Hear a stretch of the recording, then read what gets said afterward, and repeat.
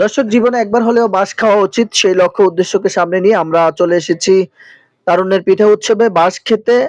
তবে আজ এই বাঁশ সেই বাঁশ নয়, বাঁশের মধ্যে রয়েছে পিঠা সুস্বাদু। পাহাড়ের ঐতিহ্যবাহী এই পিঠা তৈরি করা হয় বিন্নি চাল, মিঠাই সহ বেশ কিছু উপাদান দিয়ে। তো সুস্বাদু এই পিঠা এই মুহূর্তে আমরা একটি বাঁশ নিয়ে নিলাম, আর দাম পড়েছে এটার 50 টাকা। মুসামিয়া কিন্তু সে চেষ্টা করছে বাঁশ থেকে পিঠা বের করার জন্য। এই দেখেন এক জুড়ি বাঁশের পিঠা। আর এই পিঠা উৎসবে রানিয়া দেবী সরকারি উচ্চ বিদ্যালয়ের মাঠে পিঠা উৎসবে এই বাঁশের স্টলটি দেওয়া হয়েছে। তো আমি অলরেডি আমরা কিন্তু বাঁশ কেটে পিঠা বের করছি। আর খুবই আঠালো এই পিঠা, খেতে খুবই সুস্বাদু।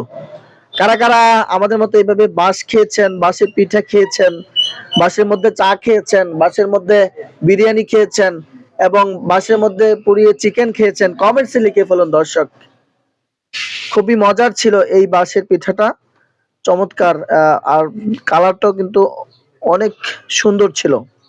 তো ফাইনালি আমরা বাঁশ থেকে পিঠার কিছু অংশ বের করলাম এবং আমি আর সামলাতে পারলাম না নিজেকে, মুখে পুরিয়ে নিলাম।